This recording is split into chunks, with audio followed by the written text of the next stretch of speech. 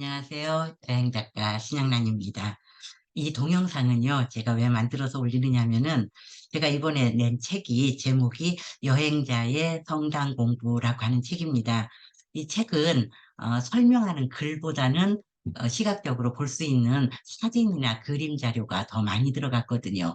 이제 그게 제가 의도한 거기는 한데, 그러다 보니까 좀 단점이 있었습니다. 그게 뭐냐면은, 많은 사진들이 들어가다 보니까 책에 들어간 사진의 사이즈가 좀 작아서 어떤 경우에는 어떤 장면인지 이미지가 잘 안 잡히는 경우도 있겠더라고요. 그래서 그거를 좀 보완하기 위해서 이 동영상에서는 사진들을 큼직큼직하게 보여드리려고 합니다.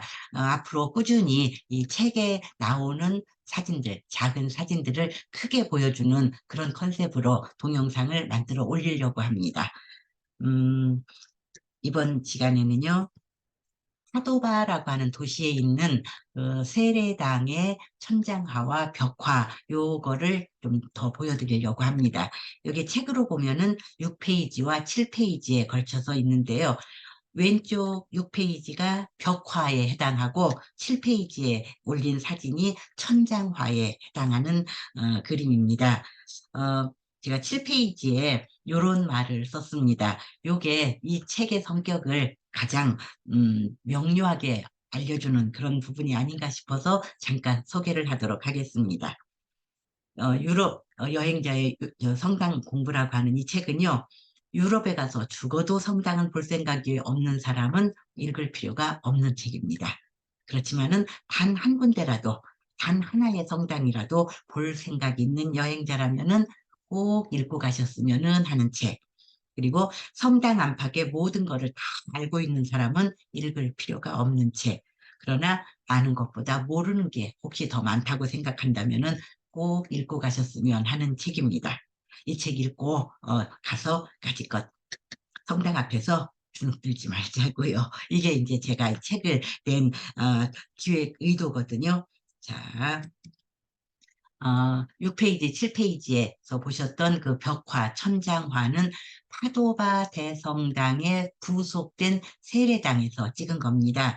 먼저 파도바라고 하는 도시, 우리나라 사람들이 많이 가는 도시는 아닌 것 같아요. 위치를 잘 모르는 분이 계실 것 같아서 이탈리아 지도에서 파도바의 위치를 좀 보여드리겠습니다. 베네치아에서 가깝습니다. 저도 베네치아에다가 숙소를 잡고 파도바는 당일치기로 다녀왔던 그 여행을 그렇게 했었습니다. 여기 노란 점으로 표시된 데가 파도바이고, 그리고 그 옆으로 조금만 지금 마우스 포인터 움직이는 이쪽이 베네치아입니다. 아주 가까운 곳이에요. 근데 여행자들 중에서 특히 뭐 기독교 관련된 것에 관심이 있는 여행자가 파도바를 간다면은 사실은 저는 지금 세례당의 천장화와 벽화를 보여드리려고 하는데 사실상 스크로베니 예배당이라고 하는 그 예배당을 먼저 가실 겁니다. 저도 그랬습니다. 파도바를 간 이유가 스크로베니 예배당 가서 벽화 보려고 하는 거였거든요. 요 그림들은 여행자의 성당 공부에도 앞으로 수시로 나올 겁니다. 조토라고 하는 사람이 있어요. 조토라고 하는 사람이 그린 벽화가 아주 유명한 곳이거든요. 근데 지금은 스크로베니 예배당 얘기 안 하고 세례당으로 갈 겁니다. 스크로베니 예배당은 이렇게 생긴 곳이고요. 앞으로 자주 그 이름을 듣게 될 겁니다. 여기가 파도바의 대성당인 카테드랄, 파도바 두오모가 있는 저 앞에 왼쪽에 보이는 것이 파도바 대성당이고요. 그 옆에 오른쪽으로 약간 둥근 원형의 그 탑처럼 보이는 데가 세례당이에요. 근데 제가 가서 보니까 파도바 대성당은 뭐 딱히 꼭 가보시라고 할 만한 데는 아니더라고요. 이게 이제 파도바 대성당의 그 에프스 있는 쪽, 중앙 계단 있는 쪽인데, 사실 유럽에서, 특히 이탈리아에서 이 정도 인테리어의 성당은 명함도 못 내밉니다. 그냥, 뭐라 할까요? 그냥 인테리어가 굉장히 심플하다. 단순하면서도 그냥 간단한 그런 곳이라서 딱히 그 성당을 보러 갈 거는 아니다라고 생각을 했고, 중요한 거는 이제, 그 옆에 있는 세례당인데 대성당은 무료 입장이에요. 뭐 제가 봐도 돈 받을 만한 성당은 아니더라고요. 그런데 세례당은 입장료를 내고 들어가야 됩니다. 또 들어가서 보면은 돈 내고 들어갈 만하다 하는 생각이 들어요. 그런데 이제 여행 작가다 보니까 가는 데마다 사진을 좀 많이 찍고 자세히 찍고 그래야 나중에 또 어디다 써먹고 그러는데 아쉽게도 파도바 대성당 세례당은 들어가서 보니까 들어가서 보니까 사진 촬영을 금한다고 돼 있더라고요. 세상에 천장이고 벽이고 그림으로 프레스코 벽화로 가득 차 있는데 사진을 못 찍게 하는데 너무 아쉽더라고요. 그래가지고 그 직원한테 사진 좀 찍게 해달라고 사정을 했습니다. 그랬더니 마침 그때가 1월 달에 가서 여행자가 없는 시기라서 그랬는지는 몰라도 찍으라고 허락을 해주더라고요. 그래서 찍었던 사진을 책에 넣을 수 있었고 여러분들에게 이렇게 소개를 하는 겁니다. 자, 여기 이제 둥근 돔 지붕 안쪽에 그린 천장화입니다. 중앙에 예수가 있는데 판토크라토로 유형입니다. 세상의 지배자인 예수가 중앙에 크게 그려져 있고 그 주변에 이제 작은 사람들이 삥 둘러가면서 앉아 있는 형태인데 요건 이제 기독교의 성인들일 겁니다. 그리고 아마도 천국의 모습을 표현해 놓은 것으로 보입니다. 네, 천장은 이렇게 그려져 있고요. 그다음에 요거는 이제 옆에 있는 작은 돔 안쪽에 그려진 그림인데 여기는 제가 보니까 가운데 있는 거는 마찬가지로 판토크라토의 예수고요. 그 아래로 내려오면은 성모 마리아입니다. 성모 마리아고 성모 마리아를 중심으로 해서 양쪽으로 이렇게 6명씩 앉아 있는 형태면은 그건 이제 예수의 12제자로 보면 되죠. 다만 가룟 유다, 가룟 유다라고 하는 사람은 배신자이기 때문에 이런 데서는 뺍니다. 대신 누가 들어가냐면은 사도 바울이 들어갑니다. 사도 바울과 나머지 11명의 예수의 사도들을 그려놓은 이런 겁니다.